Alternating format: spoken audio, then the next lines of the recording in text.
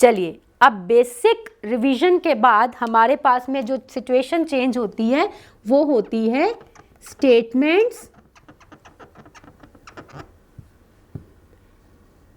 With late. यहां पे क्या होगा, लेट हमारी स्टेटमेंट के बिगिनिंग में आएगा।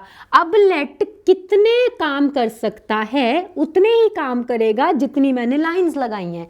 लेट कितने काम करता है, 4 काम करता है। पहला क्या देता है, ये प्रपोजल देता है। दूसरा सजेशन देता है। तीसरा रिक्वेस्ट करता है और फोर्थ ऑर्डर करता है। फटाफट से याद रख सकते हैं इसको, प्रपोजल, सजेशन, रिक्वेस्ट और order.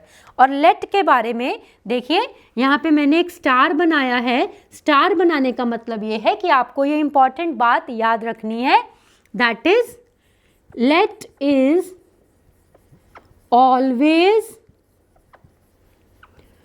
Followed by objective case. अब ऑब्जेक्टिव केस क्या होता है, अगर इसको आपको मुझे समझाना हो तो देखो, हमने लिखा लेट ही राइट। ओके, ही जो है वो सब्जेक्ट है, ही का ऑब्जेक्ट होता है him. Let him right, this is called objective case. जैसे दे नहीं लिखना, देम लिखना है, आई नहीं लिखना, मी लिखना है, शी नहीं लिखना, हर लिखना है, इसको बोलते हैं ऑब्जेक्टिव केस। अब एक एक एग्जाम्पल देखते हैं जरा, प्रपोजल की एग्जाम्पल कैसे दिखेगी। मैंने स्टेटमेंट लिखी, I said to my sister let us go for a movie। क्या बोला मैंने मेरी सिस्टर को, let us go for a movie, कि चलो हम मूवी पे चलते हैं। तो अब देखो यहाँ पे क्या आएगा, said to है। अब यहाँ पे told नहीं बनाना, आस्क्ड भी नहीं बनाना क्योंकि क्वेश्चन नहीं है। अब देखो लेट वाली स्टेटमेंट है ना, स्टेटमेंट के बिगिनिंग में लेट है। स्टेटमेंट को पढ़ो और अंदाजा लगाओ इनमें से क्या है। ऑर्डर तो नहीं हो सकता, रिक्वेस्ट भी नहीं हो सकती, सजेशन भी नहीं है, ये एक प्रपोजल है कि चलो मूवी देखने चलते हैं। It is just a proposal. तो आई प्रपोज्ड माई सिस्टर दैट। अब आस्क किसके लिए है, आई और सिस्टर के लिए। तो यहां से क्या बनेगा, यहां से बनेगा they, that they should go for a movie. अब अगर आपके दिमाग में ये आ रहा है कि मैडम यहाँ पे शुड कहाँ से आया, तो प्रपोजल का मतलब क्या होता है, प्रपोजल का मतलब होता है एक आइडिया देना कि चलो ऐसा करते हैं। तो वो शुड से ही दिखाया जाता है। क्यों, क्योंकि आपने मॉडल वर्ब में पढ़ा है कि शुड ऑब्लिगेशन नहीं होता है, ऑब्लिगेशन होता है सॉरी, लेकिन फोर्स्ड ऑब्लिगेशन नहीं होता।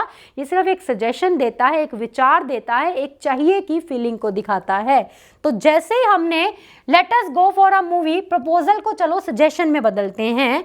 मैंने फिर से लिखा अपनी सिस्टर को, I said to my sister let us buy a new house। अब देखो, अगर आप ये सोचो कि मैडम ये भी तो प्रपोजल हो सकता है, प्रपोजल का मतलब होता है छोटी छोटी मोटी चीज़ों के बारे में बात की, चलो ये करते हैं, चलो वो करते हैं। अब बैठे बैठे किसी को बोल दिया चलो घर खरीदते हैं, तो it is not that much easy, it is very much an herculean task to buy a home. घर खरीदना उतना आसान नहीं है। तो ये एक आइडिया है कि मैंने मेरी बहन को बोला क्या हमें एक घर खरीदना चाहिए, कि चलो हम एक नया घर खरीद लेते हैं ना, इस घर में हमारा पूरा मैनेजमेंट नहीं हो पा रहा है। तो इसको बोलते हैं सजेशन देना। अब चूंकि बाहर क्या है, सेड टू है, तो आई सजेस्टेड जो भी इधर ऑप्शंस चेंज करोगे वो आरवी के अकॉर्डिंग चेंज होंगे। ये पास्ट है तो इसको पास्ट में ही बदलना है। सेड टू का जो चेंज है वो सजेस्ट नहीं हो सकता, it should be, it has to be suggested, क्योंकि यहीं से आइडिया आता है that we are talking about the past. I suggested my sister, comma हटा के क्या लगा, दैट, यहां भी कॉमा हटा के दैट लगा था।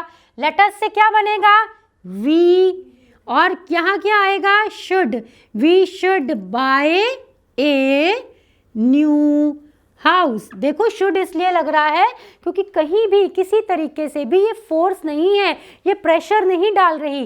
तो आप लेट से दो काम कर सकते हो, या तो किसी को अपने मन की बात कह सकते हो या फिर कोई आइडिया दे सकते हो, और दोनों ही सिचुएशन में आपने क्या लिखना है, आपने लिखना है लेट के बाद ऑब्जेक्टिव केस होता है। देखिए यहाँ पे ऑब्जेक्टिव केस ही था, अस लगा था, अस लगा था, ठीक है। यहाँ पे वी नहीं आना चाहिए, that is my mistake, here should be they, क्योंकि वी तो ऑब्जेक्टिव केस हो, सब्जेक्टिव केस हो जाएगा, ठीक है। बताओ जरा इधर वी आएगा कि दे आएगा, सीखा आपने अभी ऊपर। यहां पे था दे should go for a movie, अब उन्हें मूवी पे जाना चाहिए, और यहाँ पे क्या है, हमें मूवी पे जाना चाहिए। अगर यहाँ पे हम उन्हें लिख देंगे तो मतलब बहन किसी और को कह रही है मूवी पे जाने के लिए। मीनिंग को समझो, मीनिंग कंफ्यूज कर देगा तो बहुत दिक्कत हो जाएगी। यहाँ पे मैंने अपनी सिस्टर को कहा कि उन्हें एक मूवी देखने के लिए जाना चाहिए, कि हमें एक मूवी देखने के लिए जाना चाहिए। यहाँ पे आएगा हमें, क्या आएगा, वी। अब आपके मन में क्वेरी आ रही होगी कि मैडम आपने यहाँ पे पहले दे लिखा था, और अगर हमें यहाँ पे दे चलाना हो तो सिचुएशन कैसी है, चलो देखते हैं। अगर हमें वहां पे दे चलाना होता वी की जगह पे, मैं उम्मीद करती हूँ कि अगर आप मेरे सामने बैठे होते तो आप शायद ये क्वेश्चन अपने आप ही पूछ लेते कि मैडम आपने इधर दे क्यों लिखा है, इधर हियर शुड कम वी। अगर दे चलाना है तो सिचुएशन क्या है, इसको बदल दो, आई से लिख दो ही। He said to his brother, ठीक, और सिचुएशन सेम रख दो, let us go for a picnic। देखो जब मैं अपनी सिस्टर को कहूंगी तो हम दे नहीं बनेंगे, हम बनेंगे वी। लेकिन अब किसी और की बात हो रही है तो वो क्या बनेंगे, वो दे बनेंगे। सेड टू का अब ये क्या है, ये भी एक प्रपोजल ही है, तो ही प्रपोज्ड हिज ब्रदर दैट के बाद हम क्या लगाएंगे, दैट के बाद हम लगाएंगे वेरी मच दे। क्यों, क्योंकि हमको, फिर से आपको इंट्रो की बात याद करवा रही हूँ, हमको थर्ड पर्सन बन के लिसनिंग करनी है। वो अपने भाई को कह रहा है तो हम उन्हें दे कहेंगे, दैट दे शुड। तो आपको याद रखना है लेट जो होता है ऑब्जेक्टिव केस को फॉलो करता है, लेकिन अगर बात मेरी हो रही है तो मैं अपने लोगों को आई या वी कहूँगी, लेकिन अगर बात किसी और की हो रही है तो मैं उन्हें दे कहूँगी। तो मेरे हिसाब से पहले जो हमने करेक्शन किया था वो और ये, अब आपको दिक्कत नहीं होनी चाहिए कि उसमें वी क्यों था, या और उसमें हमने दे को क्यों काटा और यहाँ पे हमने दे को क्यों लिखा। तो ये हमारा प्रपोजल या सजेशन हो गया। अब आ गया रिक्वेस्ट, ठीक है। मैंने यहाँ पे लिखा I said to my mother let me play, ठीक है। क्या लिखा मैंने अपनी मदर को, लेट मी प्ले। तो यहाँ पे क्या आएगा, आई रिक्वेस्टेड माई मदर। अब याद रखो जब बात आती है प्रपोजल की और सजेशन की तब कॉमा रिमूव करके लगता है टू, लेकिन जब बात आ जाती है रिक्वेस्ट की तो कॉमा रिमूव करके लगता है टू, सॉरी, जब बात आती है प्रपोजल या सजेशन की तो कॉमा रिमूव करके लगता है दैट, लेकिन अगर बात आ जाए रिक्वेस्ट की तो कॉमा रिमूव करके दैट की जगह लगेगा टू। बेटा ये जो कॉमा रिमूवल है ना, ये आपको याद रखने पड़ेंगे कि प्रपोजल और सजेशन में दैट है और रिक्वेस्ट और ऑर्डर में टू है। तो I requested my mother to let me play. अब यहाँ पे शुड नहीं लगेगा, मैं मम्मी को नहीं कह सकती हूँ, एडवाइस नहीं दे सकती हूँ, प्रपोज नहीं कर सकती कि मुझे खेलने जाने दो। मैं मम्मी को सिर्फ रिक्वेस्ट कर सकती हूँ कि लेट मी गो, मर्जी उनकी, वो नहीं जाने दे या जाने दे। प्रपोजल हम प्रपोजल और सजेशन हम अपनी उम्र वालों को देते हैं, जिनसे हमें उम्मीद होती है कि ये हमारी बात मान लेंगे क्योंकि हम एक ही एज के हैं। लेकिन जब बात आ जाती है माता पिता की, वहाँ रिक्वेस्ट होता है और रिक्वेस्ट के बाद से शुड नहीं लगेगा, क्योंकि शुड का मतलब होता है चाहिए, चाहिए का मतलब होता है सॉर्ट ऑफ एडवाइस करना, सजेशन देना, और हम मम्मी को सजेशन नहीं दे सकते। तो I requested my mother to let me play. Okay, अब बात करते हैं ऑर्डर की। ऑर्डर कैसे पास होगा? ठीक है, हमने यहां पे लिखा manager said to the peon let the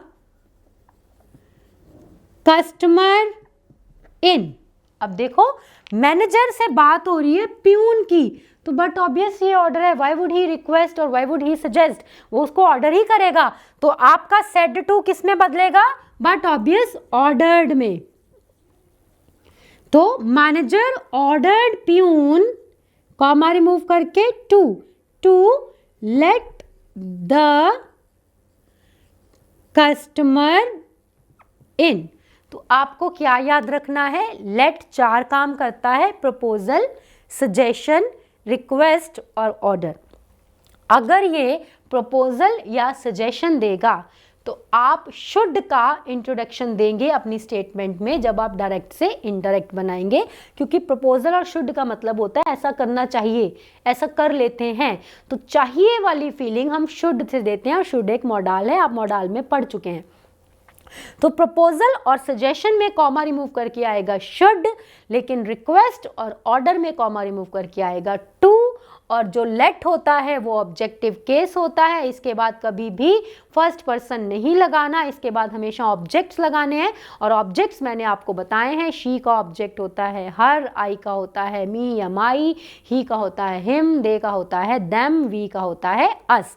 it is all about the let. इसमें कुछ ऐसा टेंशन लेने जैसा कुछ नहीं है। जहां पे हमने सेड टू लिखा था, अब तक हम सेड टू को टोल्ड में, आस्क्ड में बदल रहे थे।